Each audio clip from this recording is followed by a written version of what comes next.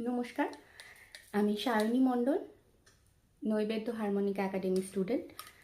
তো আগের দিন বলেছি আমি খুব অল্প সময়ের জন্য হলো শিখছি। তো আগের দিন একটা লক্ষ্মী পুজো উপলক্ষে একটা মায়ের গান হারমোনিকা সুরে বাজিয়েছিলাম।